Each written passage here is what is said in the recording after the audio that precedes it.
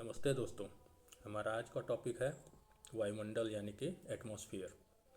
इसमें हम आज जानेंगे वायुमंडल की परिभाषा, वायुमंडल का संगठन और वायुमंडल की संरचना। तो ठीक है, आगे बढ़ते हैं, देखते हैं कि क्या है वायुमंडल। तो वायुमंडल जो है वो पृथ्वी के चारों ओर स्थित एक गैसीय आवरण है जो कि पृथ्वी की गुरुत्वाकर्षण शक्ति के कारण उससे जुड़ा हुआ है। यही वायुमंडल कहलाता है। मतलब कि जो हमारे चारों ओर गैसें हैं, चाहे ऑक्सीजन हुई, नाइट्रोजन हुई, या आर्गन या कार्बन डाइऑक्साइड, या जो हम आग जलाते हैं उससे जो धुआं निकलता है, वो सब जो है वायुमंडल ही है।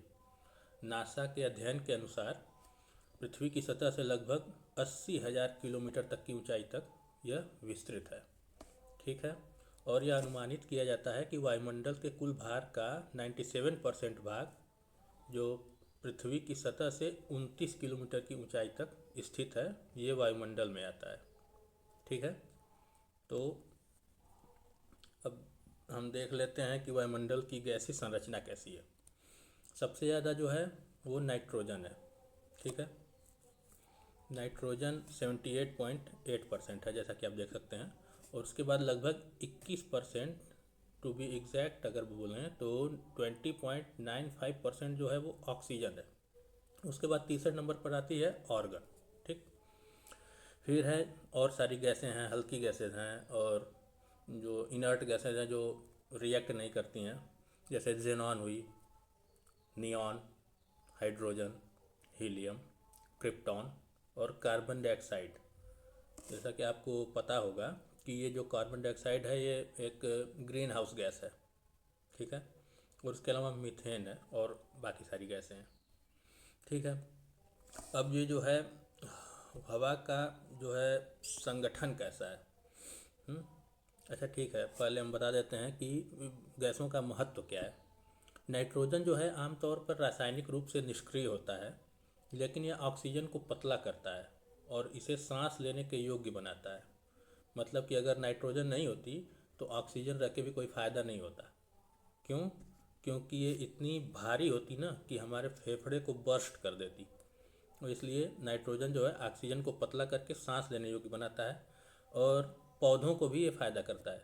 मतलब पौधे पौधे जो हैं नाइट्रेट के रूप में अवशोषित किया जाता है ये जो नाइट्रोजन है, और इससे उनकी वृद्धि भी होती है, विकास होता है।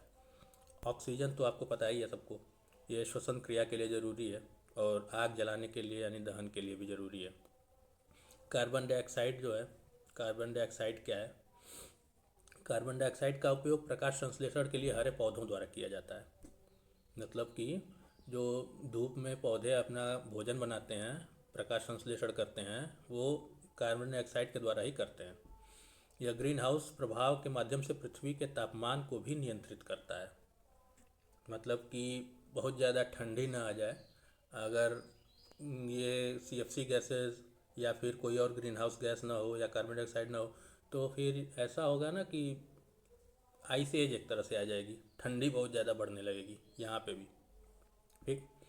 उसके अलावा ज़मीन के समीप ओजोन एक प्रदूषक है। मतलब अगर ये हमारे बहुत नज़दीक आ जाए नीचे, तो ये एक प्रदूषण बढ़ाने में मदद करता है। लेकिन जब समताप मंडल में ओजोन जाता है ना, तो उसकी एक लेयर भी है, आगे आपको पता चलेगा। ये सूर्य की अल्ट्रावायलेट रेज से पृथ्वी की रक्षा भी करता है। ठीक है। तो ओजोन ख़राब भी हो सकता है, लेकिन मोस्टली जो है ऊपर समताप मंडल में है वो अच्छा ही काम करता है। और आगे बढ़ते हैं। धूलकण। धूलकण क्या होते हैं कि वायुमंडल में मौजूद धूलकणों को दो प्रकार में विभाजित किया जाता है, स्थलीय धूलकण और ब्रह्मांडीय धूलकण। स्थलीय धूलकण जो है वो मुख्यतः पृथ्वी की सतह से 5 किलोमीटर की ऊंचाई तक पाए जाते हैं। ठीक। और वे आर्द्रताग्राही नाभिक के रूप में भी काम करते हैं और बादलों के निर्माण में मदद करते हैं। मतलब कि धूल के कणों की सहायता से बादलों का निर्माण होता है। आपका ये काम है पता करना कि ये कैसे होता है, फिर कमेंट बॉक्स में बताइएगा। ब्रह्मांडीय धूल के कण जो हैं मुख्य रूप से 50 किलोमीटर की ऊंचाई से ऊपर पाए जाते हैं और वे पृथ्वी के वायुमंडल में प्रवेश करने वाले खगोलीय पिंडों के विघटन के कारण उत्पन्न होते हैं। वे नॉक्टिल्यूसेंट बादलों के निर्माण में मदद करते हैं। ठीक है, मतलब कि जो 5 किलोमीटर से नीचे वाले हैं वो भी बादलों का निर्माण करते हैं, और जो ब्रह्मांडीय धूल के जो कण हैं वो 50 किलोमीटर की ऊंचाई वाले वो भी बादलों का निर्माण करते हैं, लेकिन ये बारिश कराने वाले बादल नहीं होते हैं। ठीक। अच्छा, धूल कण सौर विकिरण मतलब कि स्कैटरिंग और रेडिएशन बिखरने और विकिरण में मदद करते हैं, जो सूर्योदय और सूर्यास्त के समय आकाश में नयनाभिराम रंग उत्पन्न करता है। मतलब जो कपल्स होते हैं बोलते हैं कि चलो आज सनसेट देखने चलते हैं, तो ये धूल के कणों के कारण ही होता है। जो आप रेड रेड या पिंक पिंक टाइप का सनसेट आप ऑब्जर्व करते हैं बैठ के साथ में एंजॉय करते हैं, वो इन्हीं के कारण होता है। तो इनको थैंक यू ज़रूर बोल दीजिएगा एक बार। ठीक है, ये नीचे आप इमेजेस में देख सकते हैं क्लाउड फॉर्मेशन और स्कैटरिंग और सोलर रेडिएशन। देखिए सनसेट वाला ये जो है पार्ट, ये वाला सनसेट। ठीक, तो आगे बढ़ा जाए। देखिए जलवाष्प। जलवाष्प की उपलब्धता आमतौर पर 12 किलोमीटर की ऊंचाई तक होती है। हालांकि वायुमंडल के मध्य में कुछ जलवाष्प 50 किलोमीटर की ऊंचाई से ऊपर भी पाई जाती है। मतलब कि यूजुअली जो है वो 12 किलोमीटर तक ही जो जलवाष्प है यानी वेपराइजेशन जो होता है वो 12 किलोमीटर तक ही होता है, लेकिन पहुंच जाता है 50 किलोमीटर तक भी लगभग। तो वायुमंडल की ऊर्ध्वाधर धाराएं पहले इसे समताप मंडल तक ले जाती हैं, जो सेकेंड लेयर होती है। फिर समताप मंडल के तापमान में वृद्धि के कारण यह 50 किलोमीटर की ऊंचाई तक पहुंच जाती है। ठीक, जैसे कि जब तापमान में वृद्धि होती है तो हवा हल्की होती है तो वो फैलती है, तो इसके साथ साथ ये 50 किलोमीटर तक भी चली जाती है जो भाप होती है। ओजोन परत को पार करने के बाद यह वाष्प संघनित होने लगती है और नॉक्टिल्यूसेंट बादलों का निर्माण करती है। तो जो ऊपर जो बादल बताया गया था पिछली स्लाइड्स में, ये कैसे होते हैं, ये जो है इन्हीं के कारण होता है, ऐसे ही बनता है। ठीक, अगली स्लाइड देखें। वायुमंडल में जलवाष्प की उपस्थिति के लिए 3 प्रक्रियाएं जिम्मेदार हैं: वाष्पीकरण, इवोपरेशन, ओके, और वाष्पोत्सर्जन और वाष्पीकरण मिला के।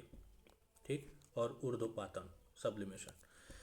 तो वायुमंडल में होने वाली विभिन्न प्रकार की मौसमी घटनाओं के लिए जलवाष्प जिम्मेदार है। इतना तो पता होगा ही कि जलवाष्प से ही जैसे बादल बनते हैं, बारिश होती है, तूफान आता है, नहीं तो केवल आंधी, सूखी सूखी आंधी चलती जैसे राजस्थान वगैरह में थार के डेजर्ट में होती है। जलवाष्प भी वातावरण को गर्म करने में मदद करता है क्योंकि यह स्थलीय विकिरण को अवशोषित करता है। जलवाष्प के कारण भी गर्मी थोड़ी बढ़ती है। अब ये देखिए एक डायग्राम, हालांकि इसको बाद में पढ़ाया जाएगा, लेकिन मैंने सोचा कि एक बीच में डायग्राम रख लेते हैं कि थोड़ा आइडिया रहे। ये पृथ्वी मंडल है, ये जो रेड लाइन है इसके नीचे पृथ्वी है, धरती है, जमीन है। इसके ऊपर है क्षोभ मंडल, ये है। फिर ये है समताप मंडल बीच में, मध्य मंडल, आयन मंडल, और इसके ऊपर है वायुमंडल। ठीक है, तो 20 किलोमीटर, 8 किलोमीटर से 20 किलोमीटर तक जो है क्षोभ मंडल होता है। मतलब कि ध्रुवों पे जो है क्षोभ मंडल 8 किलोमीटर होता है, और इसकी ऊंचाई जो है इक्वेटर पे 20 किलोमीटर तक चली जाती है, ज़्यादा ऊंचा हो जाता है। कैसे, आगे बताऊंगा। अच्छा, समताप मंडल जो है 20 किलोमीटर से 80 किलोमीटर, ये भी 50 से 80 तक चला जाता है। 80 किलोमीटर तक फिर होता है 50 से 80 किलोमीटर मध्यमंडल। फिर 80 किलोमीटर से 400 किलोमीटर से खींच खाँच के 600 किलोमीटर तक होता है वायुमंडल, आयन मंडल, माफ़ कीजिएगा, आयन मंडल। इसके ऊपर होता है वायुमंडल। ठीक, अगली स्लाइड देखते हैं। वायुमंडल की संरचना कैसे होती है, जैसे पिछले हमने डायग्राम में देखा, क्षोभ मंडल, समताप मंडल, मध्यमंडल, आयन मंडल या तापमंडल, वायुमंडल। इसके ऊपर एक मैग्नेटोस्फीयर भी है, चुंबकीय मंडल, हालांकि ये थोड़ा डीप में है, लेकिन फिर भी मोस्टली जो है 5 होते हैं, और देख सकते हैं तो 6 भी हैं। क्षोभ मंडल जो है वायुमंडल की सबसे निचली परत है, ठीक। मतलब ज़मीन जिस पे हम रहते हैं ये क्षोभ मंडल में ही हम रहते हैं। इसकी औसत ऊंचाई 8 से 18 किलोमीटर है। अच्छा, यानी कि ध्रुवों पर 8 किलोमीटर और भूमध्य रेखा पर 18 किलोमीटर। भूमध्य रेखा पर अधिक ऊंचाई का कारण संवहन धाराओं की उपस्थिति है, जिस कारण हवा लंबवत रूप से अधिक ऊंचाई तक बढ़ती है। मतलब कि ध्रुवों पर जो है हवा ठंडी होती है, तो ठंडी हवा जैसे जो भारी हवा होती है, ठंडी हवा भारी होती है, और भारी हवा जो है वो नीचे ही रहेगी, ऑब्वियस सी बात है। और जो गर्म हवा हो जाती है इक्वेटर पे, यानी भूमध्य रेखा पे, वो गर्म होने के बाद वो ऊपर उठने लगती है, हल्की होके उड़ने लगती है। वो इसलिए वहाँ पे 18 किलोमीटर तक की क्षोभ मंडल का वो लिमिट उसकी हो जाती है। अच्छा, और सभी प्रकार की मौसमी घटनाएं जैसे कोहरा, बादल, ओस, ठंड, बारिश, बर्फबारी, तूफान, बिजली, सब इसी परत में होती हैं, ठीक है। यह विकिरण, चालन और संवहन का क्षेत्र है। और क्षोभ मंडल की ऊपरी सीमा का तापमान जो है -60 डिग्री सेल्सियस है। अच्छा, इस परत की ऊपरी सीमा पर जेट धाराएं यानी कि जेट स्ट्रीम्स पाई जाती हैं। अच्छा, तो आप सोच रहे होंगे जेट धाराएं क्या हैं। अब ये तो थोड़ा डीप में हो जाएगा, ये हम नेक्स्ट चैप्टर में पढ़ाएंगे। लेकिन ये जेट धाराएं जो हैं, जैसे कि सेकेंड वर्ल्ड वार में क्या हुआ था कि जो अमेरिका जो है जापान पे अटैक करने जब जाता था, तो उनके पायलट जो जहाज़ से जब जाते थे ऐसे, तो आगे बढ़ ही नहीं पाते थे। बहुत सारा फ्यूल लगता था, बहुत सारा टाइम लगता था, बहुत मेहनत पड़ती थी, वो परेशान हो गए थे, और वापस आते टाइम में बहुत तेज़ी से वापस जाते थे। तो वही सोचते उनको लगता था कि जापान ने कुछ जादू टोना किया है या क्या कर दिया है। फिर बाद में पता चला कि ये जो जेट स्ट्रीम्स हैं यही चलती हैं, और इस वजह से ऐसा होता है। बाद में पता चला था ऐसा। खैर, आगे देखते हैं। समताप मंडल जो है यह क्षोभ मंडल के ठीक ऊपर स्थित है, और 1.5 किलोमीटर की मोटाई वाले एक संक्रमण बेल्ट द्वारा इसे अलग किया जाता है। इसे क्षोभ सीमा यानी ट्रोपोपॉज कहा जाता है। मतलब क्षोभ मंडल और समताप मंडल के बीच का जो उसकी जो लाइन है, सीमा रेखा है, उसको ट्रोपोपॉज बोला जाता है। यह 50 किलोमीटर की ऊंचाई तक फैला हुआ है। समताप मंडल के निचले हिस्से में 15 से 35 किलोमीटर की ऊंचाई के बीच ओजोन गैस की भारी सांद्रता पाई जाती है। इसे ओजोन परत के रूप में जाना जाता है। तो ये जो ओजोन परत है ये हमको अल्ट्रा वायलेट रेज से बचाती है, ठीक है। ओजोन परत की उपस्थिति के कारण इस परत में तापमान धीरे धीरे ऊंचाई के साथ बढ़ता है, क्योंकि ओजोन सूर्य से आने वाली अल्ट्रा वायलेट किरणों को अवशोषित कर लेता है। जो सारी सन की अल्ट्रा वायलेट रेज आती हैं वो ओजोन लेयर उसको अवशोषित कर लेती हैं, और नीचे ज़मीन तक बहुत कम ही आ पाता है, क्योंकि इससे जो हमारे स्किन पे जो है स्किन कैंसर वगैरह का कारण भी बन जाती हैं, ठीक। अच्छा, नेक्स्ट स्लाइड देखते हैं।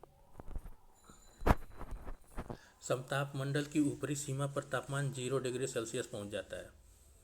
ये परत सामान्य तौर से एटमॉस्फेरिक डिस्टर्बेंसेस से रहित है। मतलब कि यहाँ पर मौसम संबंधी घटनाएं नहीं होती हैं, बारिश नहीं होती है, तूफान नहीं आता है, बिजली नहीं चमकती है, और इसीलिए जो है जो पायलट्स हैं यहीं पे जहाज़ों को उड़ाना प्रेफर करते हैं, ठीक है।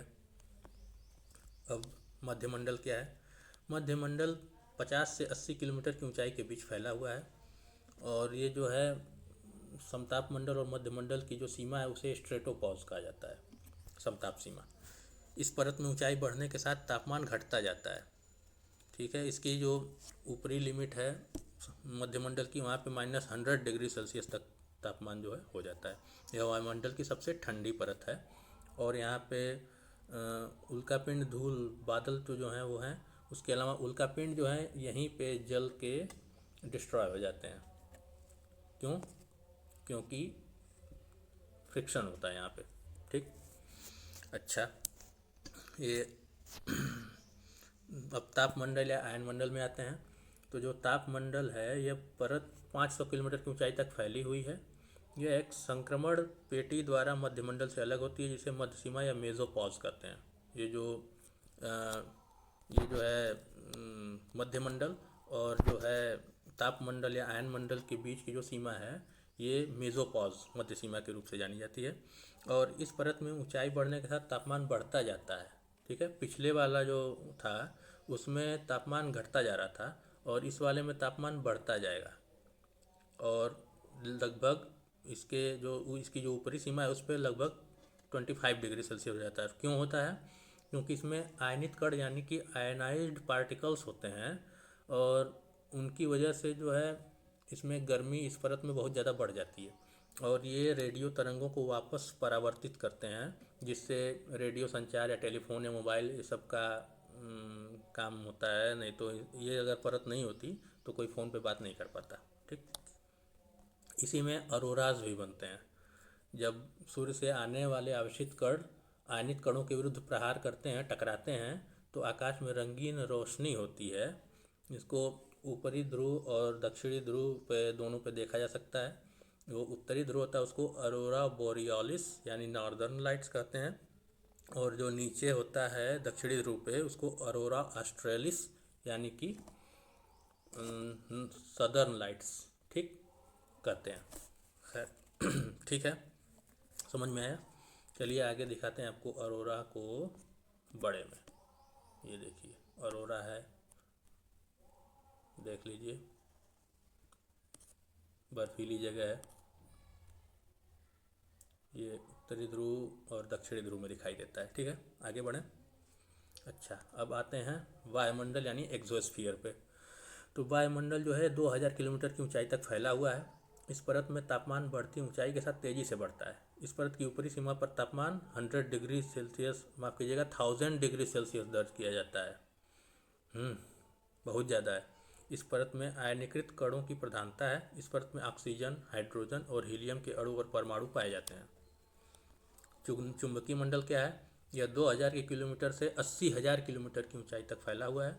चुंबकीय मंडल वह क्षेत्र है जहाँ बढ़ती ऊंचाई के साथ तापमान बढ़ता रहता है और यहाँ पृथ्वी के गुरुत्वाकर्षण का प्रभाव कम हो जाता है। मतलब यहाँ ग्रेविटी धीरे धीरे कम होने शुरू हो जाती है और इस परत की ऊपरी सीमा पर तापमान लगभग 1700 डिग्री सेल्सियस हो जाता है। ठीक है, इसमें कॉस्मिक रेज और सोलर फ्लेयर्स, सोलर स्टॉर्म्स सबका प्रभाव पड़ता है। ठीक, और हाल के अध्ययनों से ऐसा पता चला है कि चुंबकीय मंडल का तापमान और लपटों और आंधी से प्रभावित होता है और इसका प्रभाव अंततः क्षोभ मंडल के मौसमी परिवर्तन पर पड़ता है। मतलब जो हो रहा है काम ऊपर हो रहा है लेकिन उसका प्रभाव एकदम निचली परत तक भी आ जा रहा है। ठीक है, ये देख लीजिए इमेज आप लोग। नीचे है क्षोभ मंडल, ये यहाँ पे बारिश, आंधी, तूफान, बादल गरज रहा है, चमक रहा है, बरस रहा है, सब हो रहा है। ठीक है, वायुमंडल संबंधी घटनाएं हो रही हैं। यहाँ पे सबसे ज़्यादा घनत्व होता है क्योंकि सबसे भारी भारी गैसें पाई जाती हैं और ग्रेविटी भी सबसे ज़्यादा है यहाँ पे, इसलिए सबसे ज़्यादा असर यहाँ पे पड़ता है, सबसे ज़्यादा घनत्व है। ग्रीन हाउस प्रभाव भी यहीं होता है और गर्मी में क्षोभ मंडल की ऊंचाई बदल जाती है। क्यों? क्योंकि जब हवा गर्म होगी तो फैलेगी, ठंडी होगी तो नीचे आएगी। फिर समताप मंडल जो है, समताप मंडल, अच्छा है, एक बात और बता दूं आपको याद करने के लिए। क्षोभ मंडल जो है इसको मौसम की रसोई भी कह सकते हैं क्योंकि बारिश, बादल, बिजली सब यहीं पे होता है। अच्छा, समताप मंडल जो है ये 50 किलोमीटर तक जो पाया जाता है। समताप मंडल में जहाज़ वगैरह उड़ती हैं और ये ऊपर जो ये जो ओजोन लेयर है इसको कह सकते हैं कि पृथ्वी का सनस्क्रीन है। मतलब कि यही जो है अल्ट्रावायलेट रेज से हमें बचाती है। ठीक है, तीसरा जो है वायुमंडल, मध्यमंडल, ये अंतरिक्ष से प्रवेश करने वाले उल्कापिंड यहाँ आके जल जाते हैं। ठीक है ये जो उल्कापिंड हैं आके जल जाते हैं तो इसको हम मध्यमंडल को जो है अपना बॉडीगार्ड भी कर सकते हैं, सुरक्षा गार्ड। ठीक, और ये जो आयन मंडल है ये रेडियो स्टेशन है क्योंकि ये जो रेडियो तरंगें परावर्तित होती हैं तो संचार या कम्युनिकेशन के जो उपकरण हैं ये इसी की वजह से काम करते हैं। और जो वायुमंडल है ये अंतरिक्ष का दरवाज़ा है। अंतरिक्ष का दरवाज़ा है मतलब कि यहीं से अंतरिक्ष में आ जा सकते हैं, ये सबसे लास्ट लेयर है। ठीक है, समझ में आ गया आप लोगों को? अच्छा, और ये देखिए ताप कैसे बढ़ रहा है, उसका डायग्राम है, कैसे बढ़ रहा है। ये जो है ऊंचाई है, ये वाली ऊंचाई है, ये तापमान है। तो धीरे धीरे जैसे जैसे ऊंचाई बढ़ती जा रही है, जैसे जैसे ऊंचाई बढ़ती जा रही है तापमान जो है वो कम होता जा रहा है, फिर ऐसे फिर तापमान बढ़ता जा रहा है, फिर तापमान कम होता जा रहा है, फिर तापमान बढ़ता जा रहा है। और यहाँ पे तापमान इस वाले में क्यों बढ़ रहा है, किसी को पता है? किसी को भी पता है? क्योंकि यहाँ पे ओजोन लेयर होती है जो कि अल्ट्रावायलेट रेज को अवशोषित करती है, इससे तापमान यहाँ पे थोड़ा ज़्यादा होता है, इस वजह से बढ़ता है। ठीक है, अब आप लोगों ने सब समझ लिया। अगर कोई दिक्कत है तो कमेंट सेक्शन में पूछ सकते हैं। अब आगे का हम टॉपिक देखते हैं नेक्स्ट क्लास में। जय हिंद।